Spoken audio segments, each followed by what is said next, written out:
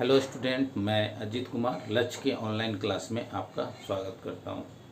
पिछले वीडियो में हमने देखा आयरन कार्बन डायग्राम और कितने टेम्परेचर पर जो है कितने परसेंटेज ऑफ कार्बन मिलाने से कौन कौन से प्रोडक्ट बनते हैं। तो मेनली हम लोग ने देखा कि पूरे चैप्टर में दो चीज़ पर फोकस्ड किया गया, एक स्टील मेकिंग पर और दूसरा कास्ट आयरन मेकिंग पर। तो उसी का एक प्रोडक्शन का फ्लो चार्ट हम लोग जो है इस टॉपिक में पढ़ने वाले हैं कि किस तरह से आयरन के ओर्स जो है कास्ट आयरन में कन्वर्ट हुए और स्टील में कन्वर्ट हुए। ठीक है, तो इस टॉपिक्स में हम लोग यही देखेंगे कि किस तरह से किस किस प्रोसेस से जो है कास्ट आयरन और स्टील का फॉर्मेशन हुआ। तो सबसे पहले देखते हैं एक फ्लो चार्ट।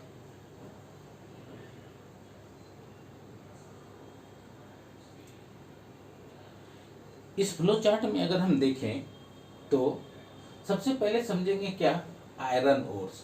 जबकि हम लोग जब एशियन टाइम्स थे, जो सबसे पहला जो एलिमेंट था जो यूज के लिए हम लोग इस्तेमाल किए थे यूज के लिए, तो वो कॉपर था। जब तक जो है आयरन ओर की जानकारी नहीं थी तब तक कॉपर को ही वाइडली यूज किया जाता। लेकिन आफ्टर सम टाइम्स धीरे धीरे जो है ये पता लगा कि एक आयरन भी जो है प्राकृतिक में पाया जाता है, जिसके जो है बहुत ज़्यादा अमाउंट में पाने के कारण और उसके वर्टिसाइल जो है बहुत ज़्यादा जो है मैकेनिकल प्रॉपर्टी है, जिसके कारण क्या हुआ बाद में आयरन का प्रयोग सब जगह होने लगा। तो जो आयरन हमारा प्रकृति से निकलता है, डेट मीन्स जो ओर के रूप में निकलता है, वो है उसको कहते हैं हम लोग आयरन ओर। एक्चुअल में क्या होता है, ये काफ़ी इम्प्योर होता है, इसमें काफ़ी इम्प्योरिटीज मिले हुए रहते हैं। तो सबसे पहले हम लोग क्या करते हैं कि इस इम्प्योरिटीज को हम लोग दूर करते हैं। तो इम्प्योरिटीज को दूर करने के लिए क्या करेंगे, सबसे पहले इसमें क्या करते हैं, क्रशिंग करते हैं, रोलिंग करते हैं। क्रशिंग मतलब क्या होगा कि छोटा छोटा पार्ट को तोड़ने में मदद करना। उसके बाद सेपरेशन ऑफ मैग्नेटिक प्रॉपर्टी, यानी इम्प्योरिटी होगा और आयरन मटेरियल्स कंस्टिट्यूएंट होंगे उसमें, तो क्या हो गया मैग्नेटिक प्रॉपर्टी के द्वारा क्या होगा आयरन एक तरफ हो जाएगा और इम्प्योरिटी क्या हो जाएगा अलग हो जाएगा। उसके बाद क्या जाता है कि एक रोस्टिंग प्रोसेस होता है। रोस्टिंग प्रोसेस क्या होता है, उसे हीट करने का प्रोसेस होता है जो कि ओपन एयर में किया जाता है। ये सारे प्रोसेस जो होते हैं, ये सारे के सारे प्रोसेस हम लोग इम्प्योरिटी को रिमूव करने के लिए करते हैं। डेट मीन जो और हम लोग का नेचुरली निकलता है वो क्या होता है, काफ़ी इम्प्योर होता है, उसमें बहुत ज़्यादा मतलब जो होता है कि इम्प्योरिटीज मिले हुए रहते हैं। तो उसी को अलग करने के लिए जो है सबसे पहले क्रशिंग या रोलिंग करते हैं। बाद में क्या होता है, उससे मैग्नेटिक प्रॉपर्टी द्वारा क्या करते हैं आयरन को और अनदर जो इम्प्योरिटीज होता है उसको सेपरेट करते हैं। फिर रोस्टिंग मतलब क्या होता है, उसे हीट करते हैं in the presence of air, यानी ओपनली उसको हीट करते हैं। ये सारे प्रोसेस जो होते हैं इम्प्योरिटीज को रिमूव करने के लिए होते हैं। उसके बाद क्या होता है कि आयरन ओर को हम लोग ब्लास्ट फर्नेस में डालते हैं। तो ब्लास्ट फर्नेस क्या होता है, तो ये एक फर्नेस है, मतलब भट्टी, जहाँ पर क्या होता है कि आयरन को पिघलाया जाता है। ठीक है, तो उसके बाद क्या होता है पिग आयरन बनता है। यहीं से सारे चीज की शुरुआत होती है। तो पिग आयरन एक्चुअल में क्या होता है, यहाँ से तीन तरह के आयरन बनते हैं। सबसे पहले क्या देखेंगे, रॉट आयरन। ठीक है, रॉट आयरन। फिर क्या, तो एक स्टील बनाया जाता है और दूसरा क्या होता है कास्ट आयरन होता है। ठीक है, तो जो रॉट आयरन होता है उसमें काफी इम्प्योरिटीज रहती है।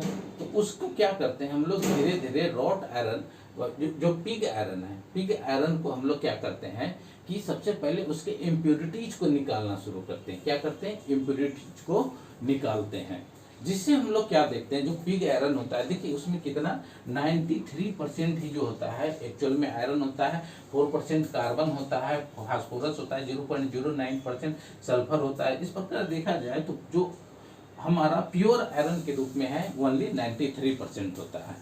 फिर उसमें क्या करते हैं, उसको और प्योर बनाते हैं। जो एक पडलिंग प्रोसेस होता है, पडलिंग प्रोसेस के थ्रू जो होता है उसको प्योर करते हैं, जिसमें और रॉट आयरन बनता है। रॉट आयरन में हमारा 99% मतलब जो होता है प्योर आयरन होता है। दैट मीन्स सबसे प्योरेस्ट फॉर्मेट है आयरन का। क्या है, सबसे प्योरेस्ट फॉर्मेट आयरन का, जिसमें 99% तक 99% तक क्या होगा, रॉट आयरन होगा। ठीक है, उसके बाद देखेंगे दूसरा क्या है कि दूसरा जो है पिग आयरन से हम लोग क्या करते हैं, फाउंड्री प्रोसेस से क्या होता है, कपोला में डालते हैं। कपोला एक फर्नेस है, ठीक है, जिसमें क्या होता है कि जब हम लोग देखते हैं तो उसमें कार्बन परसेंटेज जो है क्या होता है कि मोर देन 2% रहता है। कार्बन परसेंटेज जो होता है मोर देन 2% होने के कारण क्या होता है कि यह एक ब्रिटल मटेरियल होता है। फिर ये समझ में आता है ब्रिटल, जिसका बहुत ज़्यादा तो यूज नहीं था उस समय, ये नहीं समझ में आ रहा था कि कितना ज़्यादा यूज है, तो उसको क्या किया गया कि कास्टिंग के लिए यूज किया गया। उसको क्या किया गया, कपोला फर्नेस से कास्टिंग, कास्टिंग मतलब समझते हैं कि आप लोग सांचा समझते हैं किसी चीज का, सांचा में क्या होगा, आयरन को कपोला फर्नेस की तरह मेल्ट करके उसमें डाल दें और बाद में जब जो कूलिंग हो जाए तो उसको निकालने के बाद जिस तरह का सांचा होगा उसी तरह का एक शेप मिलेगा।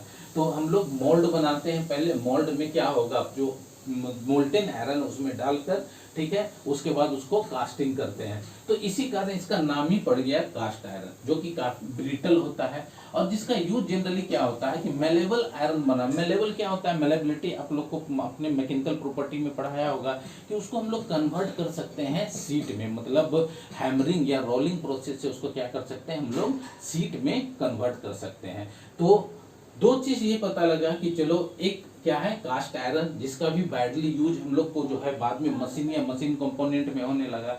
दो चीज पता लगा कि कास्ट आयरन बन गया और एक दूसरा क्या था, प्योर फॉर्मेट ऑफ आयरन जो है रॉट आयरन। ये दोनों यूज के तो चीज बने, लेकिन मेन चीज ये देखा गया कि बहुत जो आयरन है ये सब में क्या होगा, रस्टिंग बहुत ज्यादा है। ये सब आयरन जो थे इसमें हम लोग क्रोजिव भी थे। तो जनरली क्या था कि अब एक नए तरह के जो है हम लोग को एलिमेंट ढूंढना था जिसमें जो है रफ आयरन का भी प्रॉपर्टी रहे और थोड़ा सा क्या हो, हार्ड भी रहे, कार्बन परसेंटेज भी रहे। तो यहाँ पर सबसे मेन रोल प्ले किया क्या, कार्बन ने। क्या किया, कार्बन ने, यानी Fe के साथ हम लोग क्या किए, कार्बन को ऐड करना शुरू, Fe के साथ कार्बन को ऐड करना शुरू, जिससे क्या हुआ, देखिए कि बहुत ज्यादा जो है इसका मैकेनिकल प्रॉपर्टी चेंज होना शुरू हुआ। तो उसी में क्या किए, पिग आयरन को बेसमर कन्वर्टर सॉरी बेसमर कन्वर्टर मतलब क्या हुआ कि एक कन्वर्टर मतलब बेसमर एक ये है फर्नेस है, जिसमें हम लोग क्या किए कि प्योर आयरन को डालें और अकॉर्डिंग टू यूज हम लोग जो है धीरे धीरे उसमें कार्बन के परसेंटेज को डालें। ठीक है, उसके बाद देखें कि कार्बन के परसेंटेज के डालने के कारण प्रॉपर्टीज तो Fe और C का आ गया, लेकिन उसमें फास्फोरस जो है वो बेसिकली रिमूव नहीं हो पा रहा था। फास्फोरस क्या था, वो रिमूव नहीं हो पा रहा था।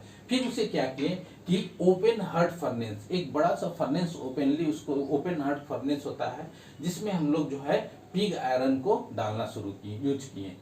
क्योंकि पिग आयरन में क्या था, पिग आयरन में जो था कि 93% जो था आयरन था, फिर 4% कार्बन था, फास्फोरस था, सल्फर था। इसको रिमूव करने के लिए क्या की, ओपन हार्ट फर्नेस का हम लोग यूज किए, जिसमें हमने देखा कि ओपन हार्ट फर्नेस के थ्रू जो है वाइडली बहुत ज्यादा अमाउंट में एक साथ हम लोग पिग आयरन को यूटिलाइज कर पा रहे हैं। और रस्टिंग को रिमूव करने के लिए क्या किए, उसमें हम लोग क्रोमियम 11% क्रोमियम ऐड किए और 0.02 से 2% तक कार्बन का ऐड किए। इस प्रकार देखा गया कि जो मटेरियल बना वो स्टील बना और उसका बहुत ज्यादा वाइडली यूज जो था इंडस्ट्री में था, या जितने भी हम लोग कंपाउंड बनाते हैं तो सारे कंपाउंड में देखा गया कि सारे एलिमेंट जो है मेन रूप से मशीन या मशीनिंग कंपोनेंट जो थे सारे के सारे क्या होंगे, स्टील से जो बने हुए कंपाउंड थे। ये ज्यादा हर दोनों प्रॉपर्टी के मेडिएटर था, मतलब इसका भी प्रॉपर्टी था, इसका भी रॉट आयरन का भी प्रॉपर्टी था। और लास्ट में हम लोग देखें स्टील जो है एक मल्टी जो है उसमें मैकेनिकल प्रॉपर्टी पाए गए, जिससे इसका वाइडली यूज करना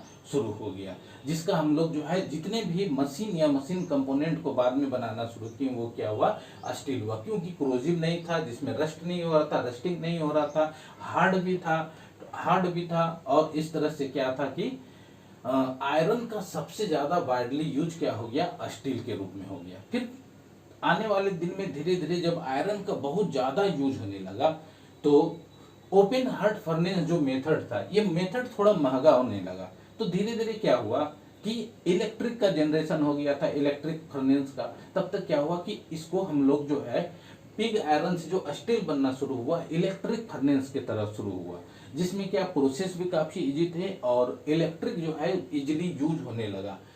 ये सारे फर्नेस थे, इसमें क्या था कि फर्नेस जो हीट जनरेट करने के लिए हम लोग जनरली कोयला का यूज करते थे, लेकिन यहाँ पर क्या हुआ कि एक फर्नेस, इलेक्ट्रिक फर्नेस जो साफ सुथरा भी था और यूज में ज़्यादा कंफर्टेबल था, तो स्टील को फिर से क्या हो गया कि इलेक्ट्रिक फर्नेस के थ्रू जो है इसका फॉर्मेशन शुरू हुआ और फाइनली क्या हुआ, यूज के लिए हम लोग जनरल स्टील का यहाँ पर यूज के लिए जो है प्रोडक्शन शुरू हो गया, जिसमें हम लोग देखेंगे कुछ और, जैसे रॉट आयरन, रॉट आयरन भी जो है उसको कुछ और मेथड से, जैसे ब्लिस्टर स्टील बनाया जा सकता है सीमेंटेशन मेथड से, उसको 2 बार रीमेल्ट, मतलब 2-3 बार उसको क्या होगा फिर से मेल्ट करने पर क्रूसियल स्टील बनाया जाता है। इसी तरह जो है उसको फोर्जिंग करके सीयर स्टील बनाया जाता है, मतलब ऊपर के सरफेस जो होंगे काफी हार्ड होंगे। इस तरह से देखा जाए तो टूल स्टील, टूल मतलब जितने भी कटिंग टूल या जितने भी हम लोग जो टूल यूज करते हैं कटिंग के लिए या लेथ में जितने भी यूज करते हैं, ये सारे चीज क्या होते हैं,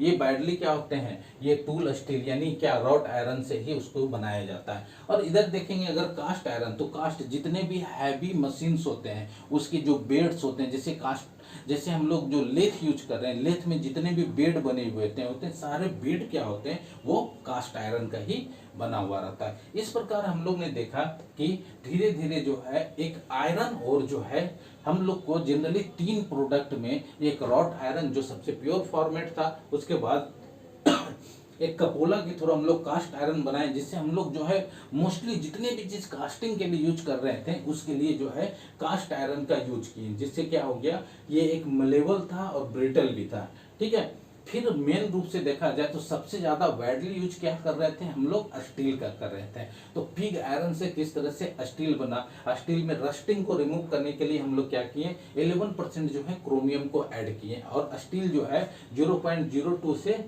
2% तक उसमें क्या हुआ, स्टील को ऐड किए। और धीरे धीरे क्या हुआ कि जैसे जैसे डेवलपमेंट हुआ उसको क्या हुआ कि इलेक्ट्रिक फर्नेस के थ्रू हम लोग क्या हुए, स्टील का जनरेशन करना शुरू किए। तो हम लोग ने देखा कि जितने भी देश हैं, जितने भी अगर देश हैं, तो उसका जो इकोनॉमी होता है, मेनली अगर इंडस्ट्री की बात करें तो सबसे ज़्यादा जो है डिपेंडेंट होता है स्टील पर, ठीक है। सबसे ज़्यादा डिपेंडेंट क्या होता है, स्टील पर। आज अगर हम लोग ये कहते हैं कि वर्ल्ड में चाइना जो है उसका इकोनॉमी काफ़ी ग्रेजुअली इंक्रीज कर रहा है, तो उसका वजह है कि चाइना के पास जो स्टील मैन्युफैक्चरिंग है वो बहुत ज़्यादा है विथ रिस्पेक्ट टू इंडिया। अगर बात करें चाइना को, चाइना जो है total 1114 million ton, 1114 million ton, लगभग कितना, 1114 मिलियन टन जो है वो हर साल आयरन और प्रोडक्शन करता है। जबकि इंडिया की बात करें तो इंडिया जो है मात्र 257 मिलियन टन जो है वो आयरन और निकालता है। और इसी को देखा जाए तो इसी से स्टील कन्वर्ट होता है। स्टील जो है देखा जाए तो 573 मिलियन टन जो है चाइना बनाता है, जबकि इंडिया की बात करें तो मात्र 63 मिलियन टन इंडिया बनाता है। इस प्रकार देखा जाए तो इंडिया क्या करता है कि अपने यूज के लिए स्टील को अभी भी बहुत ज़्यादा इंपोर्ट करता है। इसलिए इंडिया का इकोनॉमी जो है मैन्युफैक्चरिंग की तरफ देखा जाए तो वो कम है, जबकि अगर चाइना का देखा जाए तो वो क्या है, बहुत ज़्यादा है। तो इस तरह से देखेंगे तो यह एक जो है फ्लो सीट है production of iron and steel का, iron and steel flow sheet for production of iron steel है, जिसमें हम लोग ने देखा कि आयरन ओर्स जो है किस तरह से इम्प्योरिटीज फॉर्म को सेपरेशन से लेकर ब्लास्ट फर्नेस के थ्रू जो है धीरे धीरे जो है वो कास्ट आयरन, स्टील और रॉट आयरन 3 अलग अलग आयरन में जो है चेंज हुआ। सबसे जो प्योर आयरन फॉर्मेट होता है वो क्या होता है, रॉट आयरन होता है जिसमें 99% तक आयरन होते हैं। और उसी रॉट आयरन को अगर देखा जाए पिग आयरन के थ्रू स्टील बनाना है तो क्या करते हैं, बेसमेल कन्वर्टर या बेसमेल ये क्या है, एक फर्नेस है। इसमें क्या होता है, जितने हमें परसेंटेज कार्बन चाहिए उतने परसेंटेज ऐड करते हैं, उसमें क्या करते हैं, ऐड करते हुए उसको क्या करते हैं, स्टील बनाते हैं। लेकिन उसमें प्रॉब्लम क्या है कि हम लोग फास्फोरस को उससे रिमूव नहीं कर पा रहे थे, फास्फोरस को रिमूव नहीं करवा रहे थे, जिसके कारण हमको फिर से क्या एक ओपन हार्ट फर्नेस का यूज पड़ा, जिसमें हम बहुत बड़े पैमाने पर क्या हुआ, स्टील का प्रोडक्शन तो कर पा रहे थे। लेकिन जैसे जैसे स्टील का जो है यूजेज काफ़ी ज़्यादा बढ़ा तो उसके बाद क्या हुआ कि इसका कॉस्ट बढ़ने लगा, जिसके कारण हम लोग फिर से क्या किए, इलेक्ट्रिक फर्नेस का यूज किए। तो जब तक क्या हुआ था कि बैडली जो है इलेक्ट्रिक फर्नेस भी हमारा जो है अवेलेबल हो गया था, जिससे हम लोग क्या हुआ, बड़े पैमाने पर स्टील बनाए और जिसका यूज जो है हम लोग जनरल यूज कर लिए करना शुरू किए। तो ये था एक जो है basic process of iron making and steel making, जिसका एक फ्लो चार्ट था। आई होप आप समझ गए होंगे कि स्टील हो या रॉट आयरन हो या कास्ट आयरन हो, इसका जनरेशन कैसे हुआ, कैसे फॉर्मेशन हुआ। ठीक है, तो ये इस टॉपिक्स का जो है सबसे लास्ट इस यूनिट का सबसे लास्ट टॉपिक था।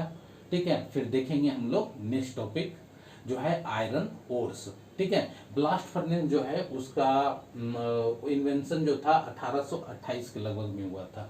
ठीक है।